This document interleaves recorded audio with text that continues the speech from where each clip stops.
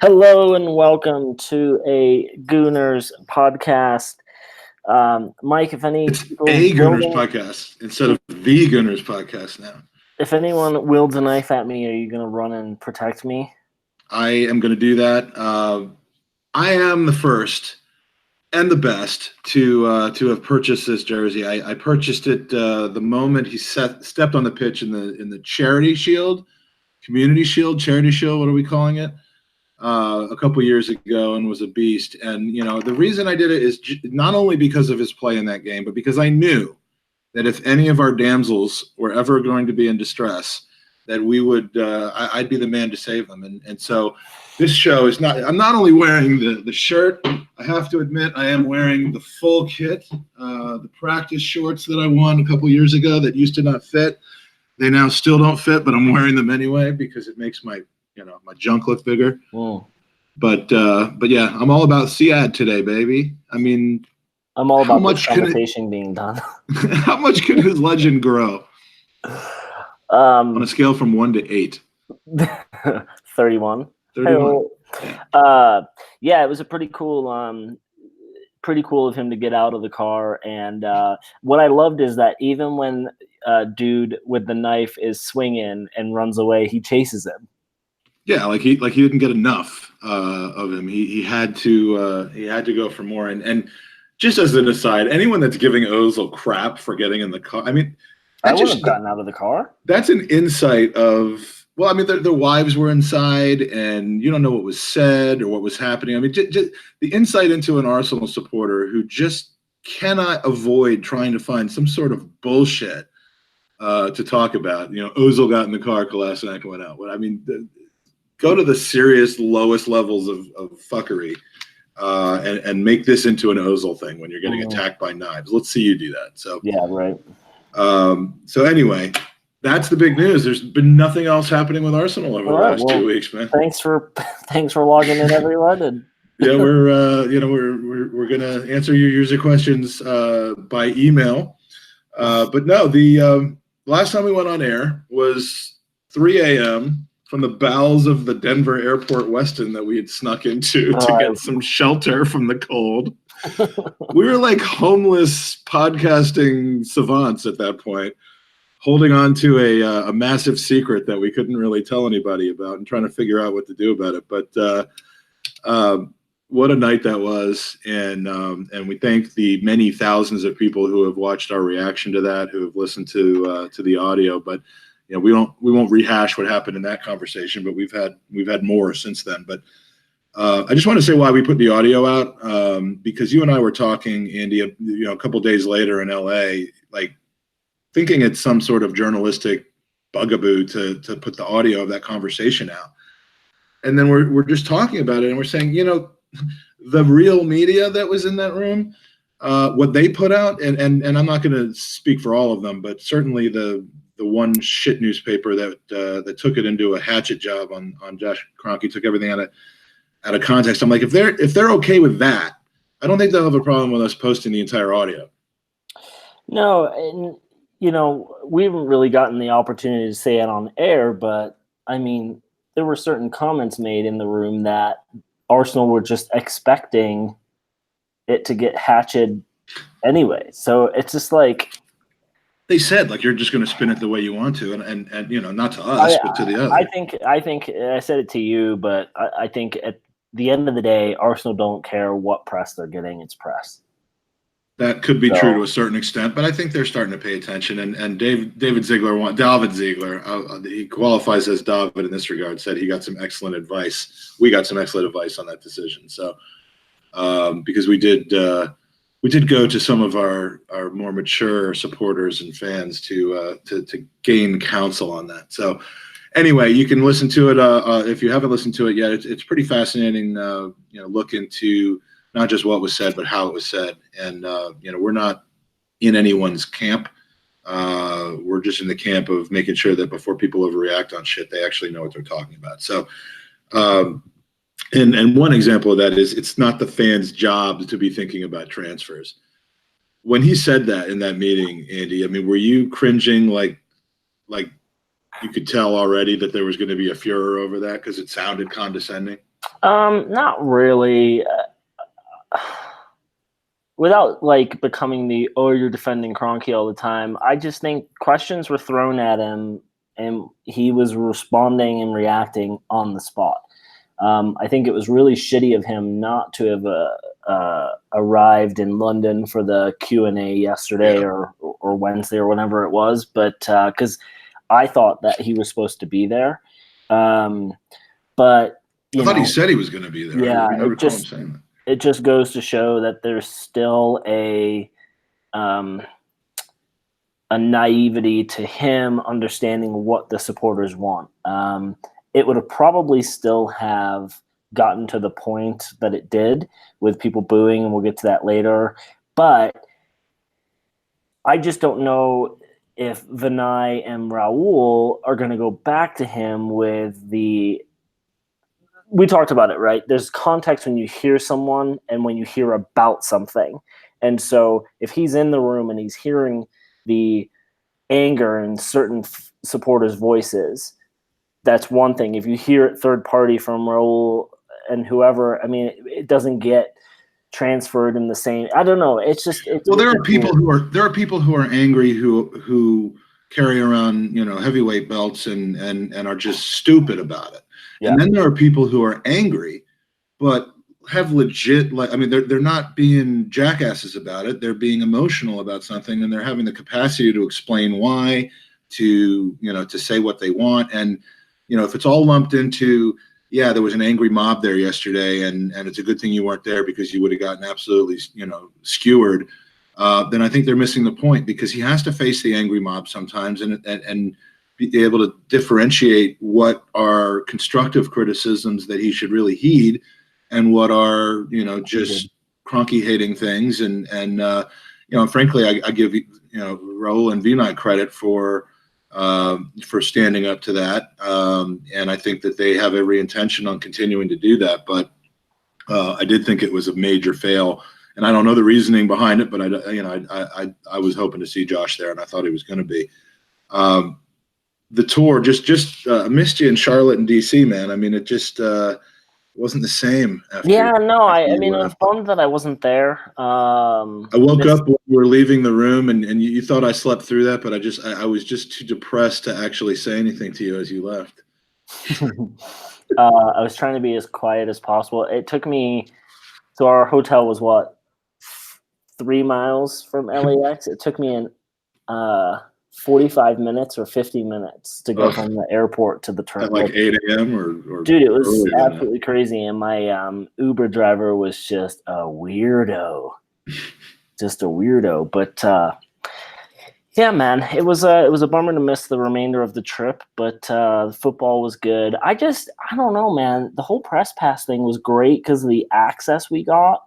The press conferences were awesome. Being able to go down on the training, like to watch them train right behind the goal, and that was pretty. That was just outrageous. We had that capability, but the whole interaction with players and how they basically just cuckolded the media was just.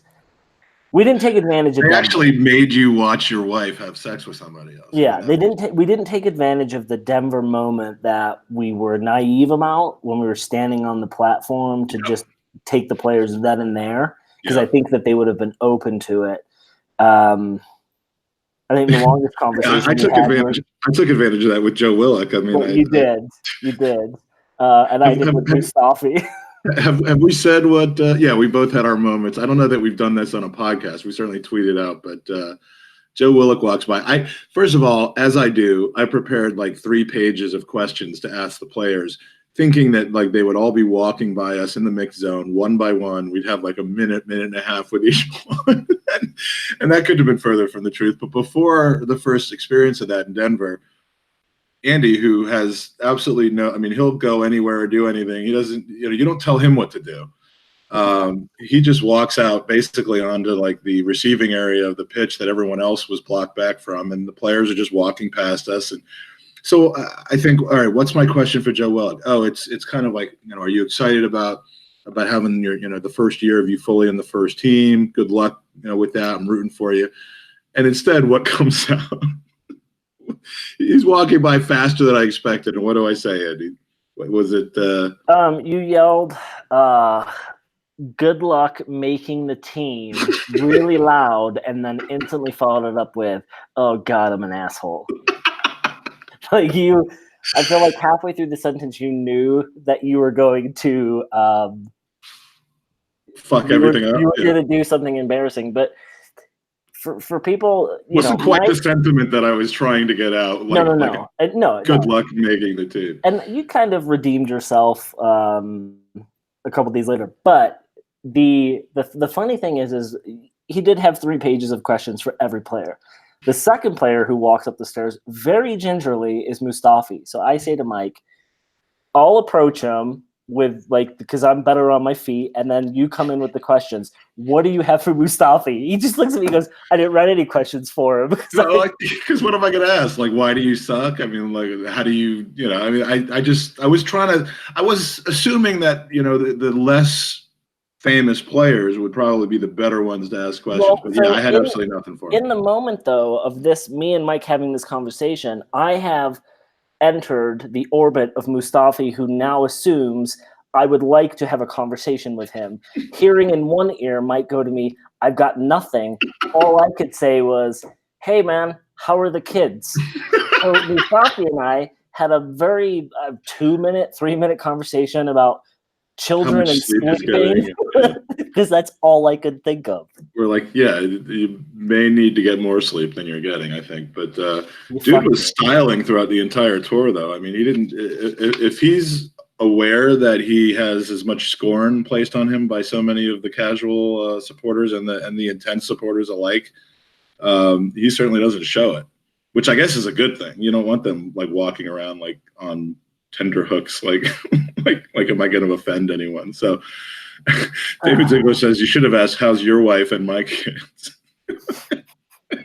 But we had the opportunity to, we were with these passes, and they really told us hey, do not do anything with these outside of this area.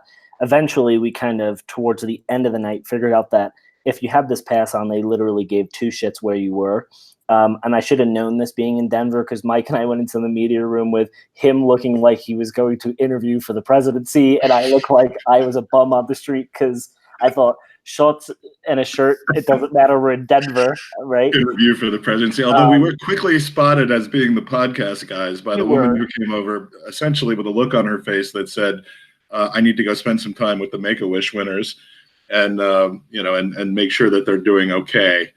But, it wasn't her just saying to us, oh, you must be the podcast guys. It was the tone of voice, who approved this above me. Yeah.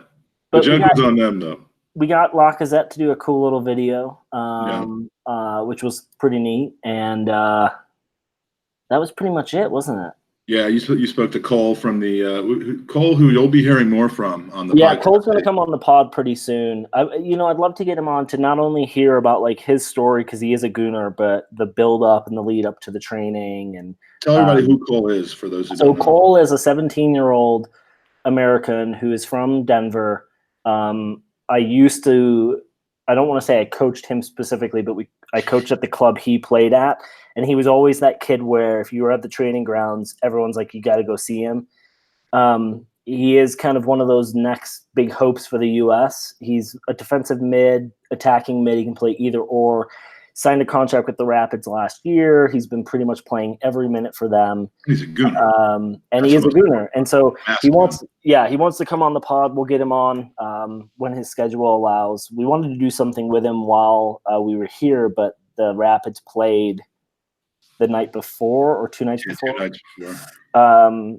He had to beg to get into to start the game against, because the coach was like, yeah, no, we're not going to waste your legs. And he said, this is a dream come true and it may never happen again. You have to let me play on the field. Yeah, and that would be pretty cool hearing about. I mean, even though he played mostly against the kids, I think he was still in the game when the big guys came in for the last 10 or 15. He got subbed off at half. Oh, okay. Well, then fuck that. But thanks to Danny the GFP with his £2 donations. We got some donations, bro. Did you send him the picture? I have not yet, but it says for Mike to get a new light bulb. That light bulb is specifically turned off so that there is not glare on what normally is a big picture of Danny's bearded, balded face.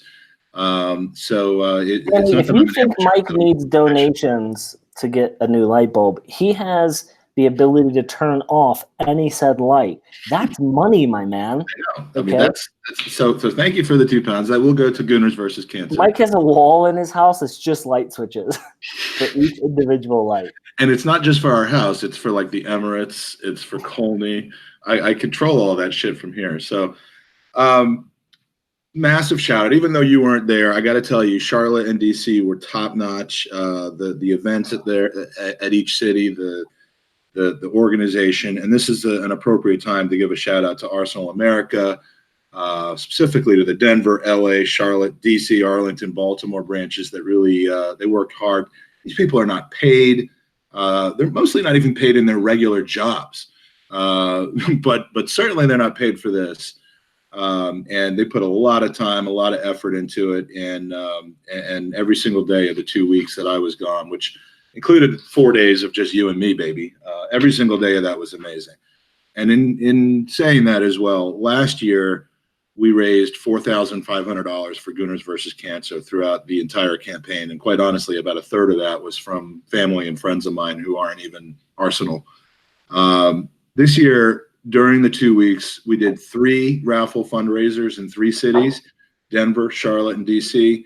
Gave away an Arsenal retro jersey signed by Alan Smith in each one of those cities. And just from those raffles, which were like 2 days long each, we raised over $5,400 for the Leukemia Lymphoma Society. And That's awesome. I'm blown away. We just had donations coming in before the tour. We've got donations coming in from auctions, but just the amount of people just coming up and handing $20 bills, $50 credit cards and telling me their stories about how cancer, specifically leukemia, lymphoma, and other cancers have impacted them and their families. It just, it turned this trip from what I thought it would be, which was just, a lot of partying and boozing and alcohol and Arsenal is what I meant to say. I'm still getting them confused. And turn it into something really meaningful. So I wanted to just thank everybody that put the events together, that allowed me to piggyback on these events with the fundraising, and of course everybody that's donated. And Mark from Wisconsin, Andy, we still owe him some sort of make good for our AC/DC. Yeah. We got to figure out what to do there because we figured out that the copyright. But I had a thought about that, Mike. We could embed it to our website with the music, and then. That assumes you still want to do air guitar, but we'll sort that out. Your donation will not be in vain, that's for sure. And we're going to have a ton more things too, huh? Yeah, it was great meeting. I mean, we're in a position. We saw Arsblog, we saw Danny. This would have happened if Danny had come, but we saw Arsblog, we saw Robbie, we saw Troops, and how there's just such a ridiculously large number of people who recognize them, come up to them, constant selfie asking and all this stuff. And that's gotta, like or not how they became famous, they are. And it's awesome, but it's also overwhelming.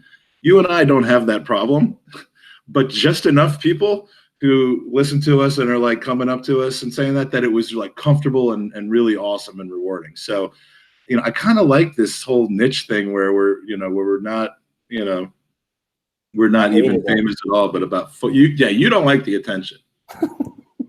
I don't. I would bring people over and be like, "This is Andy. This is the Andy," and he would just be like. What I didn't like about it is I don't know these people personally, so like I would have to try and figure out who they were, and that was like embarrassing to me because I don't like being in that precarious situation of who are you, and then unless like. Meeting Becca and Michael was so different because like we're in text groups with them, it's your Facebook friends, whatever, you get that. They were just, people, it was weird, Mike. I don't know. Personally, Michael thought you were kind of a dick, according to him in the chat, but well, fuck him. Just a tip of it. Yeah. Last time you give him a free Uber. Yeah. Him and his 8 family members. Yeah, we have a user question from Mike Hernandez. How many of my nieces, nephews, and uncles can you fit into a car? Oh man. So yeah, just an amazing time. We will have more stuff. I mean, there's a whole like 2 months left in Gooners versus Cancer this year. We have multiple sets of tickets to the Emirates that we're going to be able to auction off. We'll have more signed jerseys from Alan Smith. We have a promise to have some signed merchandise from Ray Parler. Just taken off this year big time, and sky's the limit for how much we can raise. And I just want to thank everybody for that. So let's also thank AJ for carting us around LA as well. Yeah, we had like a personal chauffeur for a half a day on whatever day that was, Tuesday, and the personal chauffeur took us to In-N-Out Burger, where we went in, we went out, and we had a burger. How good was that, by the way? That was delicious. It's friggin' awesome. Monster style, or what is it called? Animal style? Animal style. Anyway, in DC they had a second fan party, and while the one in California was beset by a number of technical difficulties that kind of broke it up a little bit, the one in College Park in Maryland was very cool. The players that joined in on stage included Aubameyang, Leno, Willock, Eddie, who by that point in the tour, unlike before the LA game, had just become a cult hero to American fans everywhere. We had people shouting out, "Eddie, I love you, Eddie!" And I mean, the dude just. Did you shout back? Good luck making the team. Yeah, good luck making whatever team you're loaned to. Would have been more. No, but that guy's profile has gone from like a 2 to a 9 right now, and there's it just goes to prove you that if they're not from La Liga, Tom Canton has no idea what he's talking about. Because he rubbished his career in one game. But anyway, so after the party though was the key. I mean, anytime you have a hotel that has a bar and Ray Parler is there, you kind of know where the party is going to be after the event. And unlike at the Ritz-Carlton in LA, where you really couldn't get access to that unless you were staying there was no such problem here. So a bunch of us made a beeline for the hotel bar because we just basically knew that they were all going to retreat there. But what I didn't realize was that when I walk into the hotel bar with my kids at that point, which was really awesome. Go ahead. What is it? Well, I was just in the chat, and Grant said you need to read my text about Mike. It says you look like the special ed brother from Cameron Diaz. There's something about Mary, with your shirt on backwards and the headphones, and you do. Yeah, I absolutely do. What is the thing that he says? Where's my baseball? Yeah, where's my baseball? That's right. Yeah, I'm gonna get hit in the head with a fucking frisbee right now. Is that what you're saying? Just watch it though, because I got a great idea. It's called 7-minute abs, and I'm gonna make that famous. So, look, man, I look what I look like. All right, I'm glad that I remind you of someone famous. How is the takeover of Everton going, by the way? Black and Red Holdings is doing very well, my friend.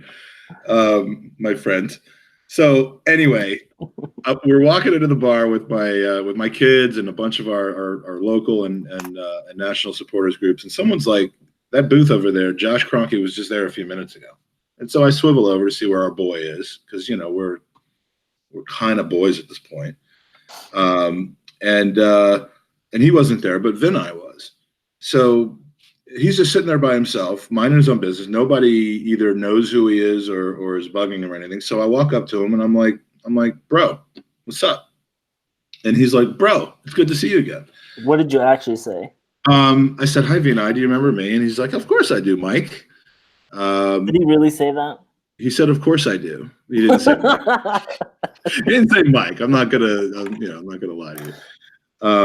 But yeah, so I actually ended up talking to him for 15 or 20 minutes, just standing there next to his booth and engaging with him. And dude is not super slick. He's not Josh Kroenke. He's not like overly corporate. I was actually looking at his profile, and I mean, to find out what he did before he was with Arsenal, and it really kind of traces back to being with Arsenal for a really long time and just rising through the ranks through Arsenal. So it's not like he's some high-powered executive who knows how to brush people off in public. He's approachable, and you knew that. I mean, you saw the same thing from him. So I thought it was a bit strange that the CEO was just walking around talking to us peons.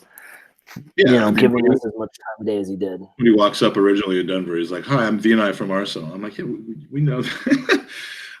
It's like he wanted to make sure we knew who he was as much as we wanted to make sure. That's how people need to approach me when they're like, "Hey, you're Andy from the Gooners Podcast." From now on, anytime you run into this dude in public, say, "Do you remember me?" And then just stand there and wait to see what Andy says, and like make it a test. Don't just be like, "Hey, we met and blah blah blah. Do you remember that?" Just be like, "What's my name?" And then just stand there and wait until Andy just turns and runs away. So, I mean, the gist of the conversation was that he really did seem to want to build on what we talked to Josh about, and wants to learn more about how to navigate the relationship between the supporters and the club. I mean, I get that impression from him, and if you don't know and you haven't been there, or if you're just cynical to be cynical, then fine. Say I'm drinking the Kool-Aid or whatever, but there is some naivety in them, like you said before. Just they keep coming out with, we're more transparent than we've ever been. We've made all these changes in the last 14 months. We're doing everything that we can, and thinking that that's going to satisfy the American supporters as a whole. And this starts to kind of feed into a bridge between my conversation with Vinay and then the meeting from yesterday. But it's interesting they keep talking about the last 14 months, because people like to talk about, well, where was it for the 5-6 years before that? The word 14 months comes from Vinay. He's the one that keeps saying 14 months. And what happened 14 months ago? Arsene Wenger announced his retirement. So there's like a recognition from these people that the rebuild started based on that, which I don't think you can take as any other way than an admission that mistakes were made prior to that. I mean, they're not going to come out and throw Arsene Wenger under the bus and say we gave too much power to him, because that makes them look bad as well.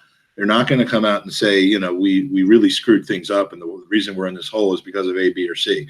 But they're doing everything they can to say we're fixing what was broken, and it's pretty obvious that they were in charge of letting it get broken. So, I mean, how many more times can we allow them to reset and rebuild and keep telling us we're 2 or 3 years away? Probably no more than this. But I mean, wouldn't you say that that you feel it's genuine, that they're really trying to dig out of a hole and it's not going to happen overnight? Yeah, I mean, outside of them literally just posing in front of a camera and saying, "Hey, listen, Arsene and Ivan fucked us, and we were super naive and we didn't know what they were doing, and we should have had more control." But even saying that, you're going to get fans and supporters who are frustrated. So,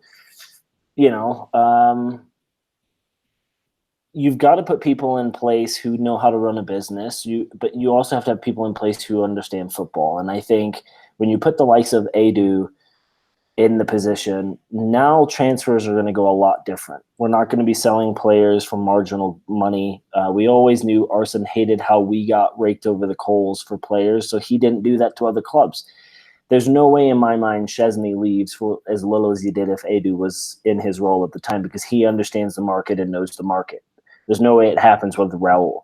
So I'm fine with people like Vinay being that person who's come up through the ranks, who understands business, who understands how to operationally run the club. But outside of Josh coming out and saying, "Hey, we really messed up," you're going to have the supporters who just continue to bash, and the other problem is everyone keeps saying, "Well, why aren't we spending money on defenders? Why aren't we doing this? Why aren't we doing that?" Well, we're tied because of that wage budget. And again, if Josh comes out and says, "Hey, we need to rid this weight," well, then what do your players think? Yeah. The players think that you can't do that. That's not how you run a business. And Mass Gunner, who we also met in Denver, awesome guy. It's another reset, and it broke on their shift. That's what annoys me, and that's true. But there are some differences. I mean, I do think that, and forget for a moment that he didn't own the entire club until about 18 months ago either. But let's assume that he had the power to control and dictate what happened for years before that, because I think that's fair to say. I think a mistake was just made of getting comfortable with one man's ability to steward this team through difficult times and do well enough. And I think that was a mistake that was made on their watch. Do I think that they still have that mindset? No. And I think that has a lot to do with the fact that, despite what they say about how Josh and Stan are essentially one and the same, they're not. And they need to not be. Because, Josh presents a new, more attentive attitude, someone who you've seen in Denver with his other teams tends to be a little bit more hands-on. And I think they need to stop trying to convince people that Stan is hands-on and just start trying to make sure that people know that Josh is the man running this and that his hands-on approach is, and his kind of building from a position of strength and youth and scouting and that sort of thing, which is no different than what you've seen at Ajax and at Dortmund, at these clubs that we are, fawning over essentially for their good business. There's no different than what they're doing. So we're not going to buy championships by buying Galacticos like Manchester City or Real Madrid or Barcelona do, or Juventus do. We're not going to do it.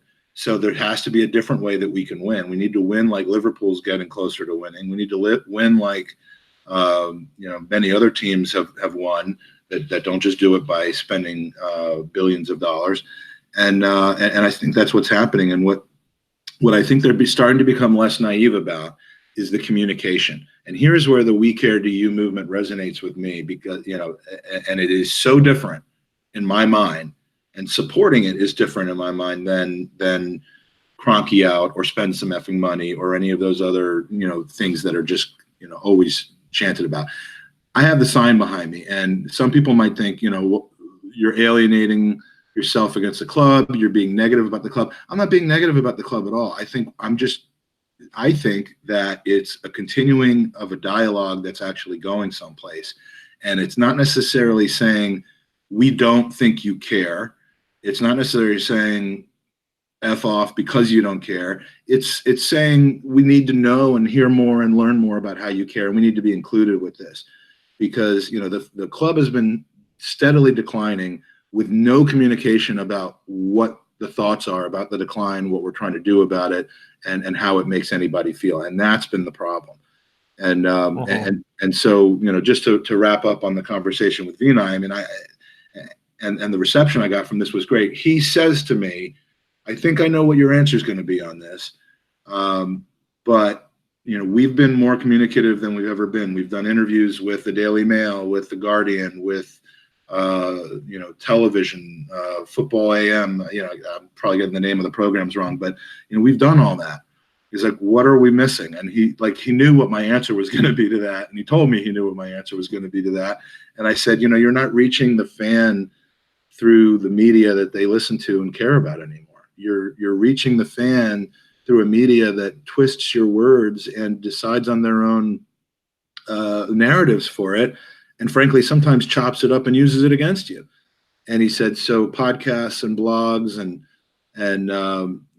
all of that are what you think that we need to do better with. And I said, yeah. I mean, I said, selfishly, of course I think that, but I think a measured approach to having more laid back communications, kind of like you and I are having right now, is what I said to V. And I think that would go a long way. And he said, Mike, by this point, he did say, Mike, he said, Mike, I'm not going to forget this conversation. I'm going to take it under advisement. We'll be talking about it. And hopefully, I gave him my card, going to reach out to us. And I'm not going to say he's the third member of our podcast now per se, but you're not going to not say, I'm not going to not say that.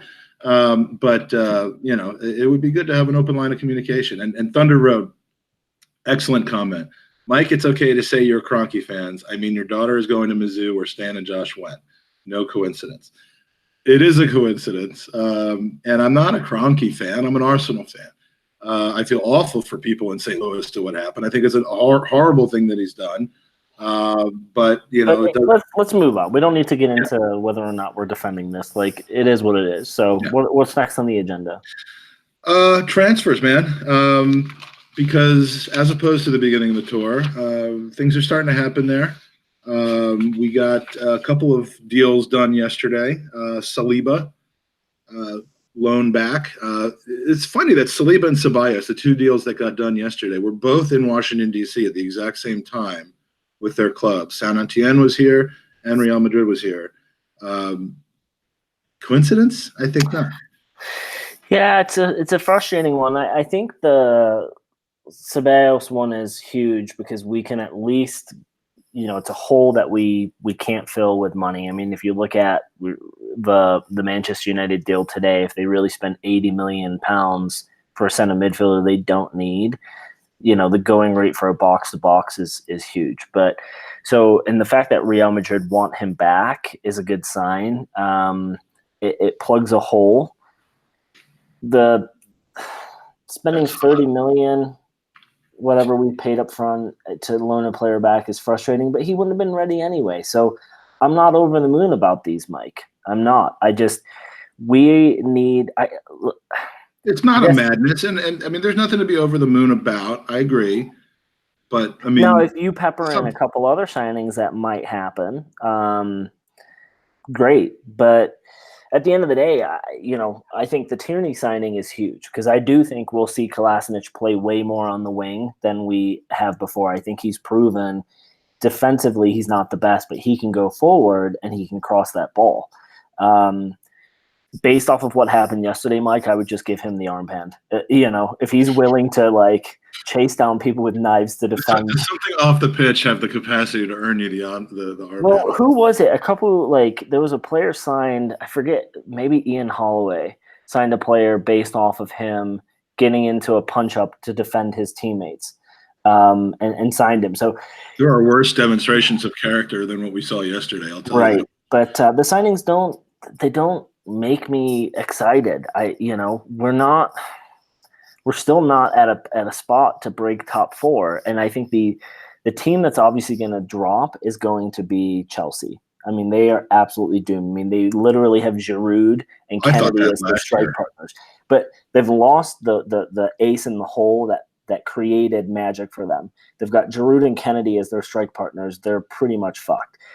But you look at Manchester United, and they are a good team. And I think if with the right manager, they turn things around. So I still don't see these signings happening where we can go, okay, we can overtake Spurs, we can overtake United.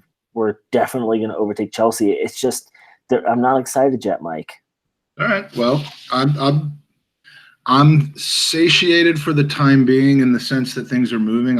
You and I both know that they're working on more. I don't think that they're done. I don't know that there's anybody whose name hasn't already been mooted that we're going after, but that would be the kind of last few days of the transfer window kind of speculation where some more names start coming out of the woodwork. But I mean, at least it's not nobody. And, again, if you look at it as a process of getting back to dominance and not, trying to fix everything in one window, or even in 3 windows now that this is the 3rd window under Unai Emery, then I think you can get a little bit more excited about the signings that we've made and probably think pretty optimistically about being able to keep Ceballos after he's spent a year with our players in London. I mean, those things have a way of happening sometimes, but yeah, I mean, they got to keep plugging away on it. Do you believe any of this Pepe stuff that's going on? No, it's just for the amount of money that's being touted. I don't. I think there's too many clubs in that mix who will be able to attract him quicker than we can. So I don't buy into it. Yeah, and the Zaha rumors never cease. I mean, this is probably going to be one of those transfer windows that goes down where dudes outside the Emirates at 11 p.m. or whatever it is, with people with heavyweight belts standing out there making fools of themselves. But Mike, I mean, there haven't been, as opposed to the day before where they're like, we're done and our main person is playing football on the beach someplace. Yeah, we're not really seeing a lot of signings happen though, right? I mean, no, it's not like we're the only team that's only signed 3 players this summer. Yeah, no. What frustrates me is you're seeing Everton, West Ham, all throw money at players, and here, I mean, obviously that £40 million figure, as confirmed yesterday, was never a quote directly from the club. So we got the clickbaiters, John Cross. People can apologize. You know what? I'm not going to claim victory on that yet but when the window closes, if it's $40 million that we spent, then technically it was right. But I had so many people just yell at me about that in the last 2 months about about this, that, and the other thing about 40 million pounds. I'm like, why don't you just wait to see what they do? Yeah. What's the point? It's such a stupid concept. But Karen McCollum's in the chat. Fredo's in there. Archie, Mass Gunner, K-Man, Andrew the Hinckley Gooners in there. But I owe you something I told you I would do, but now that I'm back, I will. David Ziegler, the lovely, talented Becca Rhodes. Thunder Road, who might be a distant relative of Becca Rhodes. Dro the Gooner.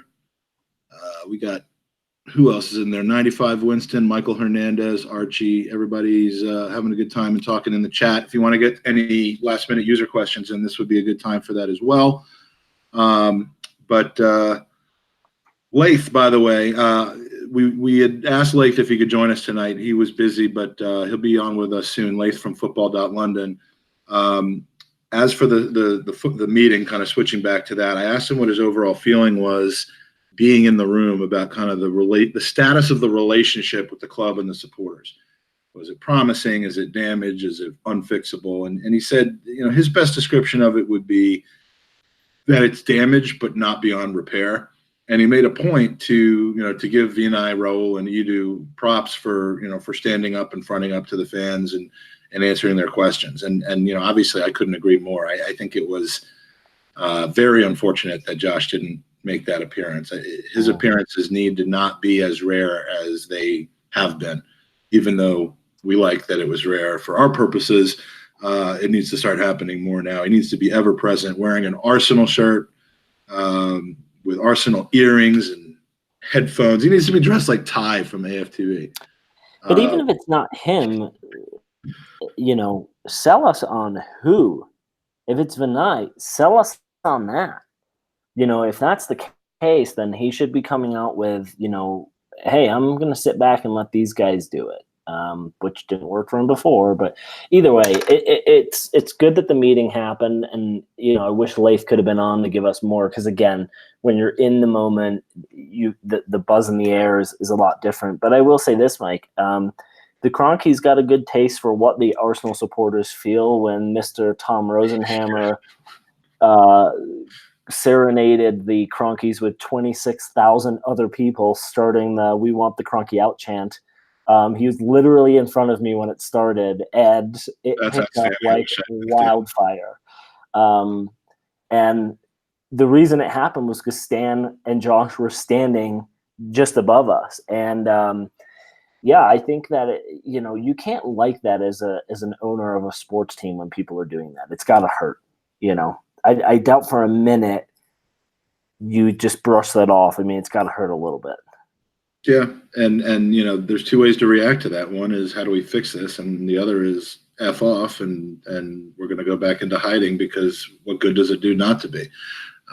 Which is why I do hope that those kinds of displays of hatred directly to their faces are measured. And look, I mean, I'm not going to tell people what they should and shouldn't be doing, and no one would listen to me even if I did.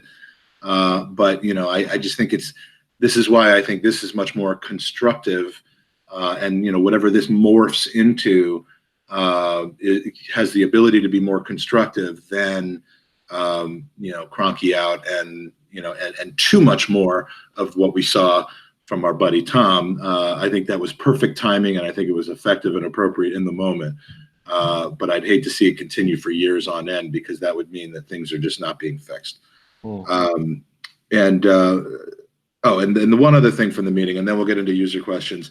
I got in a bit of a battle online with someone, as I do, as I'm bound to do, with something Vinay said in the meeting yesterday. So she posts on a Facebook group after a quote from Darren, and Darren was tweeting out from the meeting, rushedly, as you kind of have to in those situations. So, I think what Darren did was a credit. It was good, and I was following his thread all throughout the meeting. But obviously, a lot of the quotes are going to be either missing context or not exactly what they said. And the full transcript comes out later. So the quote that she reacted to was Vinay saying, "I don't believe we will win the Premier League this season." And she was absolutely on the warpath. You can say what you want about Wenger, but these words would have never left his mouth. You can feel this, but never, ever say that. Okay, maybe there's something to that. But the actual quote that was said was, and bear with me, it's about 20 seconds long. "The ultimate objective is to get back to competing for the Premier League and the Champions League. The first step in that objective is getting back into the Champions League. That's our short-term goal, but it's not where we want to be long-term. We need to be realistic. We're probably not going to get from where we are now to winning the Premier League this season. What we're trying to do is first get back into the Champions League, but that's not the ultimate objective." And he also said earlier that, even if we had won an extra game or two and finished third and won the Europa League and we're back in the Champions League, they still wouldn't be happy with where our position is, which flies in the face of previous regimes that seem perfectly happy to finish third or fourth every year and just get into the Champions League. So, I don't see what's wrong with that statement. Is it bad to say I don't think we're going to win the Premier League this season, but we have a plan to get back to where we're doing that regularly? I mean, am I overreacting, or is it just like? Well, I think if you would have looked at quotes from the Liverpool brass when, 5-6 years ago, they were probably saying the same thing. You have to go through like someone in the comment section earlier, you have to hit reset. And that's essentially what we're doing. And until you can move on Mkhitaryan and Ozil and bring in players who are going to produce weekly that will be on way less wages, we're just tied right now. So there were a lot of mistakes. We're hitting reset, and I think Vinay is trying to make a comment and response politically correct. He can't come out and say, "Hey fans, we fucked up by paying players who are not performing way too much money. Until we can rid them from this club, we just have to kind of ride the wave. And if we want to try and get rid of these players, we're not going to get much money for them because they're dog shit." I mean, he can't come out and say that, even though that's what we all want to hear. And I'm tired of hearing that we have every opportunity to win the Premier League when it's obvious that we don't. I want to know that our brass knows that we're not there yet. Yeah. And how many times, speaking of Arsene Wenger, did we have to hear him say that we don't need anything more to compete with the league, that we're one bad call from the referee away from winning a game that would have won this and would have done that? Or even worse, that the supporters' lack of support towards the end of the season was the reason we didn't make top four. These are things that came out of Arsene Wenger's mouth, and I might be misquoting the last one, but he definitely said something about supporters' lack of support being troubling to the performance on the pitch. Those are things that came out of his mouth. He never once said that we wouldn't win the league in any particular year, but that's because he didn't seem to realize that we weren't going to win the league and act on it. And I'd much rather have somebody be realistic and say, it's our long-term goal and here's what we're doing about it, than blow smoke up my ass. Yeah. Yeah. Which is not a great experience, by the way. It would have been a worse response if he came out saying we could challenge for the title this year, because then it just shows that they're completely inept, as you had just said, to the current situation we're in. The fact that they are coming out saying we're miles away or we're not close yet, that at least acknowledges that, hey, we know there's a lot to do and we're climbing. I've been dying to hear somebody within the club and management say we know we're far away, instead of make excuses on things that are outside of anyone's control. I mean, that's brilliant to me. So I just wanted to make sure I wasn't completely overreacting. Now I'm going to go back and tell her that you said that I was right. Well, Bulgarian, Raul, and Edu need to be given time and full backing.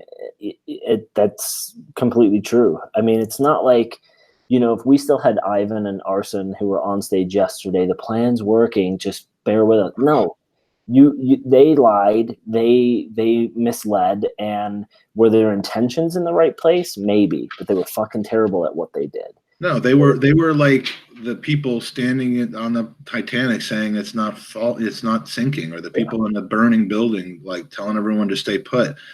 That isn't what we needed. It's not what we need now, and I feel confident hopefully not brainwashed or overly optimistic. I feel confident that these people get it. And, some of the things you can't control, but the things that they can control, I see them starting to control, and I'm willing to give it some more time. User questions. Let's take a couple from the chat. First of all, did you hear the story from Archie? Did you hear the story on Koscielny saying to the players, "My situation wouldn't happen if Wenger was in charge"? Yeah, I saw that. Said that, he can go fuck even more. Well, so it came from the Mirror, so we know it's 100% not true because anyone who writes for the Mirror is a fucking cunt. Second, there goes that repeat interview. Yep. So second, dude, that fucking guy's an absolute twat. Second, if you are saying that going around the club, then you're a cunt as well, and that you need to leave. Yeah, I mean, so it's one of those things where we don't think it's true, but if it's true, it really makes me angry. But it's probably not true. But even so, I think the guy's even more of a dick. So, fake news sometimes has a way of. And I just want to be completely clear here, Mike. I'm calling both Koscielny and John Cross a cunt. I just want to make sure that those lines are not crossed. I understood. Okay? I understood. Yeah, you want to make sure that someone doesn't accidentally think that you're not calling them a cunt. Yeah. Because and there was enough opportunity in the press box for John Cross to overhear that I really disliked him. Which you had no trouble saying whilst in the press box with him, I think. But yeah. From Christian Laufer, which of the three wingers you feel were most likely to bring in, Zaha, Everton, or the newly refreshed rumored Pepe? Kind of covered that. Do you think we're bringing in any of the three of those? I think the one that is most realistic is likely Zaha, only because it's got such fresh legs. And that he's really not going on strike almost from and it's not going away. I don't see how we can afford to bring him in. And then, if you follow people who are really kind of in tune with what's happening in Brazil, Everton seems to be that player on kind of our plan B, but then you hear that there's been nothing. But no one's denying the Zaha rumors, and whenever it's brought up, it's quickly pushed away. Hey, we're not going to talk about this. So I think there could be legs, but like you said, that might be an 11 p.m. transfer deadline day. Yeah, that kind of a deal wouldn't surprise me this season. No, but you know what though? I would be frustrated with the move because it's a lot of money, and we could be putting that money to use other places. Yeah. Specifically a center back. And a private jet for the Gooners podcast. Yeah. To come over for their interview. Well, that's what the money for Gooners versus Cancer's for, right?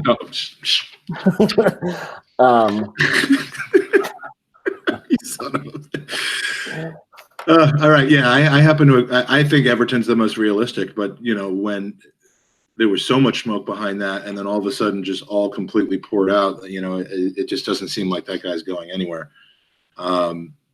Thunder Road says, question, no banter. I had to clarify this. Any questions about no natural right back now besides Jenkinson? Bellerin will be out till mid-September. We play Liverpool and Spurs in August. Good point. And hope we don't go three in the back due to no right back. Obviously, there's the Maitland-Niles element as we dealt with last season. But any concerns, Andy, with that? No, not really. I mean, Maitland-Niles can do business back there. I think he got exposed a little bit against Bayern. But to be honest with you, Mike, and we've said it before, you put Jenkinson in 40% of the matches we play, and he's going to fare okay. So, but those two specific opponents, you'd be comfortable with Jenkinson starting in a back four against those guys. You know what? No, I wouldn't be comfortable with it, but I would be okay with it because there's one thing Jenkinson will not do against Tottenham, and that's lack of fight. And I think that he would be extremely hungry to prove his worth. No way that he starts in that match. Maitland-Niles is easily the guy who goes in. But Chambers can go and play right back as well. Again, you're going to lack speed, but I think Mainsley gets the nod. But Jenko should be rotated through. I mean, we've got him under contract. He can do business. He looked okay during preseason. Yeah. The guy's an absolute animal, and he wants to win. So Dude has some wheels that I didn't realize he had. It just getting that final ball across is a different story. But I mean, what was the game? Was it the game in Charlotte against Fiorentina? Well, even in Denver, it's just racing up and down the sideline. I was barely watching the game in Denver.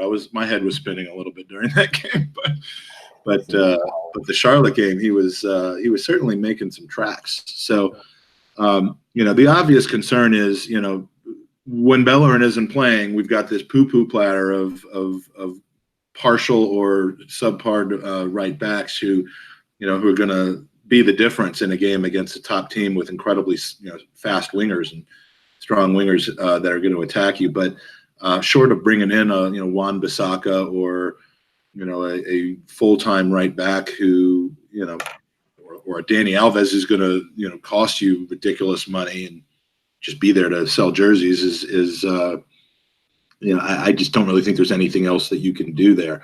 I think long term we're fine having Jenkinson and Maitland-Niles as backups to a healthy Bellerin. We just got to get that healthy Bellerin. Next question. We're going to go with a question that was asked by Mr. DJ. Are you excited? And I think he's referring to Josh Kroenke's words that we should get excited about the transfer window. After what Josh said to you a couple weeks ago with this transfer window of a young striker from Brazil, a loan signing, and another loan back, so basically a signing for 2020. Where are the defenders and box-to-box midfielder that we have desperately needed? Nate, there's 2 weeks left in the window, and that's all I can say. I mean, Mike, I want to jump in because there's been so much conversation about Willock and even a lot of the players are coming to this kid's defense saying that he is kind of the next thing, and maybe this signing from Real Madrid is just that. Like we said, it's if it's true, we're guaranteeing him 40 matches a season, so he'll play the majority of the time, but it allows Willock to integrate into the first team, get a run out in some of the lower Premier League games, maybe cup games mostly. But maybe that's the hole where they said, hey, we can let Ramsey go because we know we've got this young kid. And let's be honest, we've all seen the talent for a couple seasons now. He looked amazing. That Burton kid looked really good. So we've got some youngsters who can come through. Not saying that we shouldn't be investing in the team, but maybe we have 2 or 3 central midfielders who are just a season away. So that's why we brought in this stopgap. But to not bring in a center back would be absolutely abysmal. Holding's not going to be ready till November. Chambers looked good, but he's certainly not yet ready to slot in and play City, United, Chelsea, Tottenham, and be a world beater. We desperately need to spend some money on current players. And again, if Saliba's great in 2020 and the rumors that he could be the next Varane, awesome. But we need players tomorrow who can help this team. That's where we. Yeah. And I've got to see that center back come in as well, because it's going to make me nervous when Socrates and Mustafi start again at the beginning of the season. What else we got from Masked Gunner, who's in the chat? How many years do you think it'll be until the next U.S. tour, and which 3 cities do you feel are most likely to host games?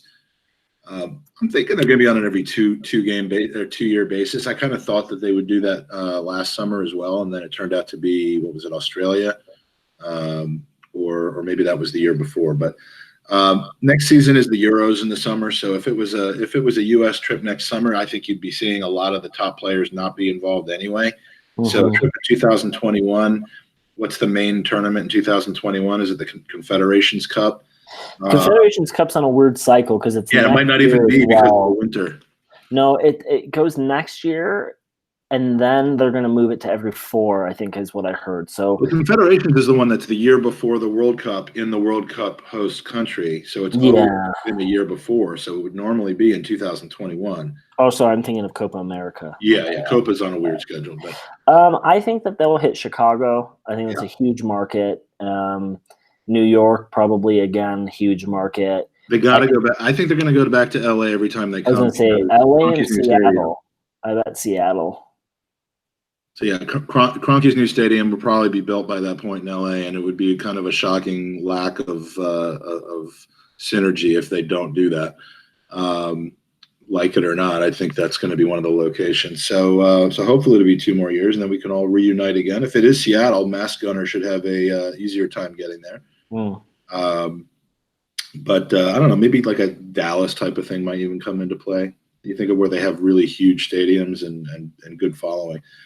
From Danny the GFP, who I'm hearing did yesterday's podcast nude, and I wish I was kidding about this. I don't know if he was all nude or partially nude or tastefully nude or what, but his question, anyway, besides should I put some clothes on, is of all the people you met on your travels, who would you least likely like to be stuck in a lift with for 5 hours? Mike Hernandez. Oh, would you like some time to think about that? Well, because it wouldn't just be you stuck in a lift with him. It would be him and 95 of his family. Is he still listening? I saw him in the corner weeping someplace. But seriously, though, is that what you're going with? No. Mike was great. What was the question again? Who would we out of all? Who would you least want to spend 5 hours in a lift with? John Cross. Okay, that's fair enough. My second place is Mark Irwin of the Sun, and just because, I mean, say what you want. I've never been in a room with 2 people who I've disliked so much. Like, Mark Irwin didn't really even say anything. So here was the vibe I got, Mike, and I don't know if I shared this with you, but I got the vibe that they were pissed off with us because we were invited into a world we shouldn't have been in. And even the head of communications, Mark Ganella, said to us, don't let these 2 bully you. If you have questions, ask questions. And one of the reasons I respected Josh, and I love the fact that part of the reason I think they were pissed off with us is because we had an instant connection with Josh because you did the whole abs thing, which was great, right? Because I was waiting for you to say it, and I'm like, if you don't say it. And I would have, but it put us on a quicker, like a more personal level with Josh because he realized, okay, we've got 2 fans here. There was rapport from the beginning. And we've got a connection outside of that because after the interview, Josh beelined through everyone to come talk to me about the abs. And we had a good couple-minute conversation about it, right? So, like, that probably frustrated them even more that they weren't able to get off-the-record information from him because he was like, let's go talk to these kids who, like, have seen tickets to 46 and 36-year-old kids. John Croft and Mark Irvin, who are fucking 80 years old and both cunts. So... No, we were in a world we were not supposed to be in. I get that. And we took away from the ability to them ask questions. And, prompts for Canton making fun. But the question I really wanted answered, which threw those 2 ass fucks under the bus, was not answered. Or I asked that wasn't answered. And it was not answered out of a very, very, very rushed attempt to try to save face about it if it had been answered, because those are the guys that they have to deal with on a daily basis. Yes. Or not. But I will say this. Both of those 2 individuals can sit on a screwdriver and spin because they are like how they think that they have journalistic integrity is completely ridiculous. I mean, they are just terrible at what they do. Well, it depends on the metric. If the metric is selling newspapers and getting then they're very higher, then they're very good at what they do. Yeah. But they're terrible at being good people, I suppose. And my ire is mostly and specifically aimed at the guy from the Sun because of just to have the article that came out the next day in the Sun. And if you want to read the article, just search Google for not hatchet job. Search it for wind-up merchant Josh Kroenke, and you'll see an article about 15 minutes of statements that were completely taken out of context and meant to harm him. And then the very next night, at open practice in Los Angeles, shaking the hands of Mark Ganella and the rest of them, acting like nothing's unusual. Just absolutely distasteful. And we are specifically excluding from our ire, I would like to say, one other outlet that was in there who we find at this point to be to have journalistic integrity and absolutely no problems with. So it isn't just all print media; it's just certain jackasses. So who would I not want to be in a elevator with, or a lift, as you'll call it? I would probably say Arsblog, not because I don't like him, but because dude seemed like he was constantly on the red line of punching me in the face, and I'm pretty sure 5 additional hours with him would take him over the edge. Now you're laughing because I thought you were going to say me with no sleep. Oh, well, yeah, that's another lovely thing to have to deal with. But at least you know. Now, Arsblog, I mean, just honestly, I swear to God, through no attempts of my own, I mean, guy couldn't get away from me. I mean, dude sees me at the LA fan event, then in the press box later that day, then in the press conference where my fucking phone goes off in the middle of the press conference. Who had to hand it back to you? Unai Emery picks up my phone, says, "Please get this beeping thing away from me." And those, I mean, he said beeping thing. I'm not like that. He wasn't like beep. My phone alarm was going off to remind me to eat at 6 o'clock at night, of all things, and so that interrupted the press conference. You did get to shake his hand and apologize. Super pro, yeah, I did apologize, and then I got a question in the next night, which was pretty thrilling. Which was not interrupted by any weird noises. But anyway, he's in the press conference with me. Then we're at the pub in Charlotte for his Q&A. Then I'm downstairs at the pub. Then I'm upstairs at the next pub. And then I'm calling him an Uber so we can get home and not die, so that we could get more of his blogs and stuff in the future. Then I'm on the pitch in DC with my son doing a trivia contest, and he's texting me a picture from the press box of Jake and I doing a selfie on the pitch at halftime, which was, by the way, one of the most thrilling experiences of my life, considering I shared it with my son. How did you do on the quiz, by the way? Well, I'll tell you in a second. The text I get from Andrew is with the picture, and he goes, "Get off the fucking pitch." No smiley face. He's not one for like smiley faces, or like if you don't know whether he's kidding or not, that's your problem.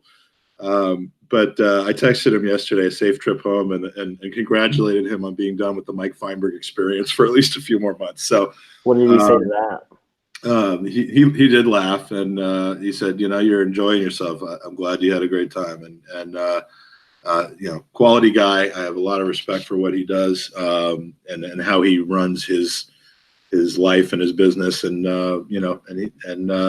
in any case, thanks for his assistance with our charity as well, because he did allow us to kind of piggyback our charity on his event. So yeah, that's my answer there. As for how we did on the trivia contest, let me just say we were contacted by a guy who was doing the stadium hosting for LA and for DC. He's the guy running around getting people all hyped up and stuff. And he says, "I can include you in this contest at halftime, where there's going to be a kid, not your kid, but a kid who's all painted up in Arsenal face paint and stuff. And then there's going to be a Real Madrid kid and a Real Madrid fan. And we're going to ask trivia questions, and you're going to kind of be their advisor and make sure that they don't answer them wrong." And, the dude's holding the questions and the answers right in front of us as he asks us. So even if I had not known that that Arsenal was founded in 1886, or if I hadn't known that we were called the Gunners, I could have cheated if I didn't already know those questions. So, but it was that was fun. And of course, the big screen at FedEx Field adds about 60 pounds. So in case you saw me and were wondering why I'm still so huge, but that was fun. But the 10 minutes before that, and the 15 minutes after that, they just left us there with no anything. Just left us standing on the corner of the pitch, right by where the locker rooms let out. So every single Real Madrid player comes out of the locker room to start the second half. Hazard walks past us. Zidane walks past us. Asensio walks past us with his then still working ACL. All of them. Bale, and we're just watching them warm up from 5 feet away. The Arsenal players come past. There was one point at which we were standing there watching Socrates march off the pitch after getting his second yellow card.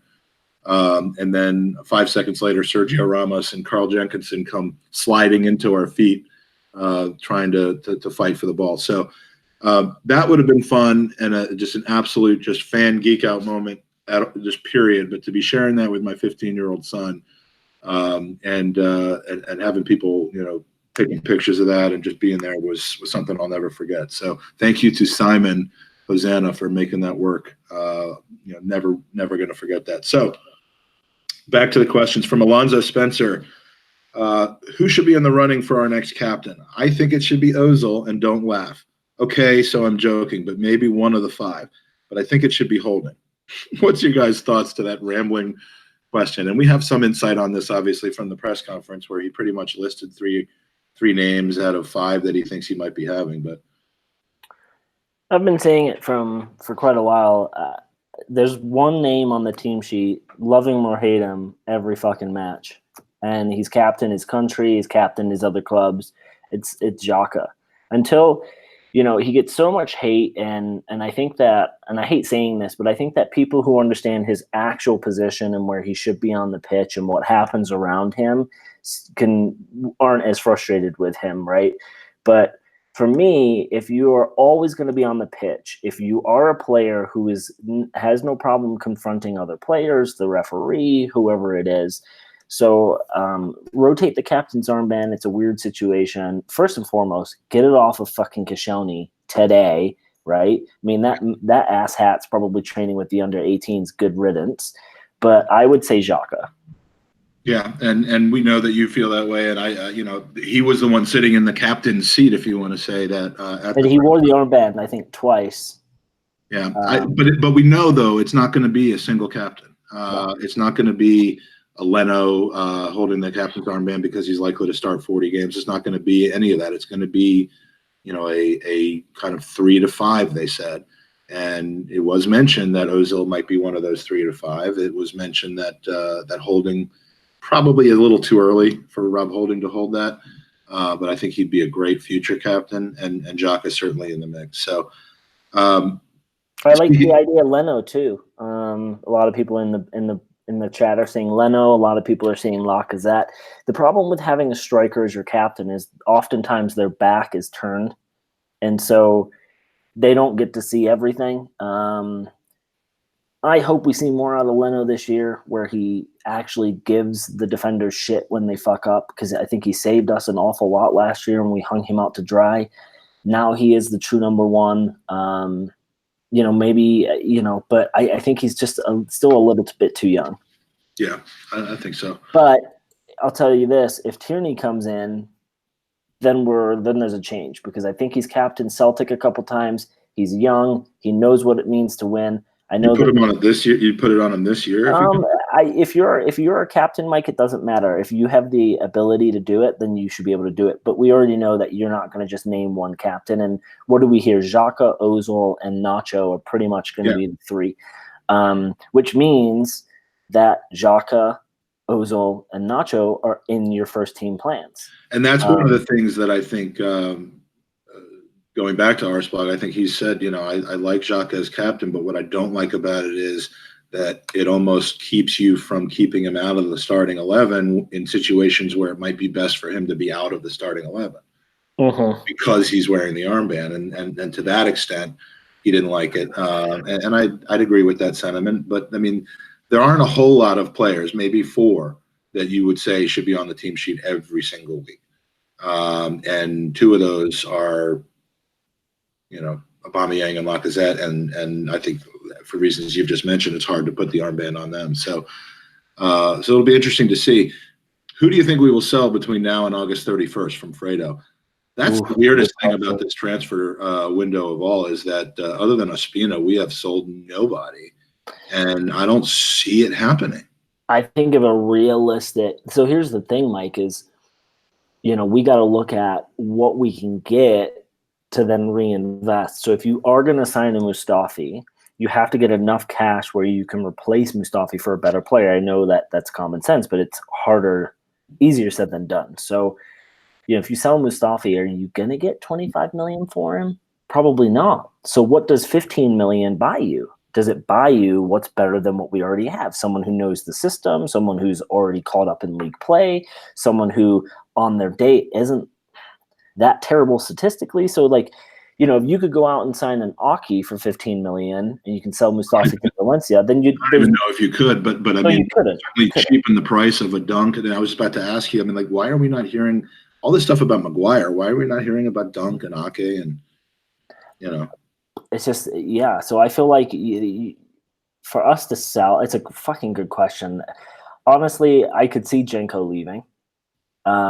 But for as much as he featured, we don't really. I should say we sold Amici as well, which I can't see us shipping any players because as much as Jenko isn't good enough to be an Arsenal player, because you almost want your 25-man squad on a Friday night if you're playing City on Saturday and someone goes down hurt, you want your 25-man squad where there's no question about it. You can say, yeah, just plug them in. We're good to go. Right. That's not our case. But for the fact that Bellerin won't be back until November, if Ainsley gets hurt and hold it, it's just I don't see us shipping anyone. It's going to be a white knuckles beginning of the season again with some of these injuries that aren't just quite going to be ready by the time that we get back. So thank you, Fredo, for that question, and for Bulgarian Gunner for asking if we were surprised that we haven't sold anybody. We got a couple more questions. David Ziegler says, who would win in a fight between Kolasinac and Ray Parler? Depends on how much Ray, if he's been to the pub or not. Before the pub? No. After the pub, he's got that crazy... Mike Hernandez asked a question, but I can't read Spanish, so I don't know what it says. Well, there's a few countries that are no longer going to be watching us. Question from Dro the Gooner. I'm not as big a supporter, but you guys were at the practices. Did you notice a change for the better in Mesut Ozil's attitude during training and matches and in his working relationship with Unai Emery? I can't say excellent question. It is, and to be honest with you, it's not like we've been privy to much of the trainings, in the past. But I will say this: when you watch the entire training session, he is clearly the best player that Arsenal has. I mean, every time he touched the ball, it was perfection. I mean, I could probably count on one hand how many times he actually touched it more than 3 times. And there was never a time where he misplaced a pass. He got possession taken away from him. I mean, it sucks because you see how great he is in certain instances, and we just see him disappear on the pitch, and that's the frustration. Everyone knows that, but it seemed like he worked hard. His face was red an awful lot. There were a lot of drills that were set where push the ball out to the wing, attack down, and cross, and the guy was just absolutely phenomenal. But to not have access to a year ago or 6 months ago and to see how he trains, it's just hard. That was what I was going to say. Like we never really were able to see it before. I mean, maybe he always looked like this, and then something. But I think I turned to you at one point, Mike, and just went, "The guy doesn't fucking do anything wrong." I mean, he was. And then I think he had a poor touch. He was incredible. He was, yeah. I mean. I mimic your answer exactly. I mean, you could see why he's rated the way he's rated based on both on the pitch and in practice. And if there was any issue with his practicing and his intensity during practice and training in the past year or two, or any observable differences of opinion between him and Unai Emery in those sessions, I didn't see any of it here. So, are we coming out and saying he's going to be, a Ballon d'Or winner this season and lead us to the treble? Not ready to say that yet, but like you like to say, Andy, not ready to not say that yet either. So, yeah, thanks for that question, Dro. From Fredo as well. Question for Mike. This is for me. Who hugs the best? Josh, Vinay, Raul, Joey Murphy, Andy, or Mike Hernandez? So Fredo, you're not included in that. Then you're removing yourself from consideration then, because you might have been my answer. I mean, no offense, Andy. I mean, I think our relationship will survive me answering this question this way, but it's got to be Joey Murphy. Well, yeah, and Joey Murphy's arm massages are just out of this world. I will say this: I felt like so again. We're standing in like a half moon type instance when Vinay, Raul, and Josh come over, and there's all of these handshakes. I think I was probably the last person in there. Mike had already kind of yelled out, he's a season ticket to the Avs. So while everyone was getting handshakes from Kroenke, I got you always see it when players and referees do the, like, not quite a high five, but not quite a handshake. That's what I got. So I'm just different level now, Mike. And so you have to start referring to me as head nod. Mr. Rhodes. Mr. Rhodes. All right. But Josh's hug was good, but unlike Joey, he did not put his head down on my shoulder during the hug, and that's the clincher for me.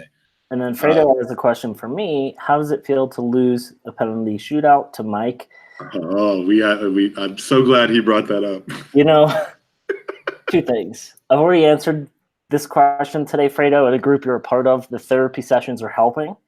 But I also want to point out that I did say to the camera before missing the shot that I was going to let Mike win, and I'm sticking to that. It's on camera. You can hear me say it. You can't let a person win. Do I pass the ball directly to Mike's foot for him to rebound it off the post? Did I do the geometry ahead of time to figure it out? Yes. If you haven't seen this yet, look, I like to think that our content is good on a regular basis, but that's really not for me to say. This was one of the best things we had ever done to that time, and this was about 24 hours before the Josh Kroenke interview. But even with that, I think this is the best thing we've ever done. So go on our YouTube page and look for the penalty shootout for the ages. It was done for charity. It was done by way of a donation from the New Orleans, the crew of Arsenal. So thank you for that. But so much fun. I think I broke my toe. I clearly toe poked every single one of my penalties because I was wearing like business shoes, like I was about to interview for the presidency, like Andy says. But nonetheless, true sporting capability comes through, and it did in this case. So thank you for the opportunity to make me feel good. I think that's it, guys.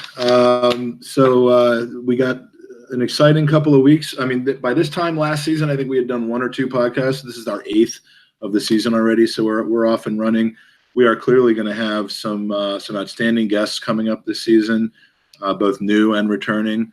We have a discussion coming up later today to kind of finalize the plan for our new show, our preview show. So stay tuned for details with that, with Drew and Nate.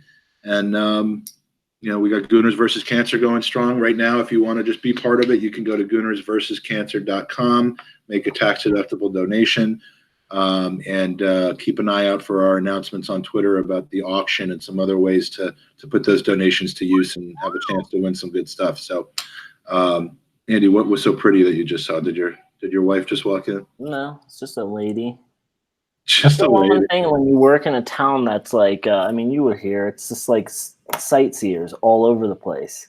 Yeah. So pretty ladies walk past. And you just can't help yourself. And I'm not allowed to yell out the window to them anymore. To random women. Not able to do that. Told me that's bad. As of my last session, I was told I can't do that. So, all right, well, everybody, please subscribe. I have to start paying for the lawyers myself. Paying for the lawyers. All right. Well, big ups to Kolasinac once again. Big season coming from him of saving people. And please give us a thumbs up in the chat. Thanks for watching us today. And, positive vibes, everybody. I think we got this in the bag this season. So with that said, come on, you Gooners.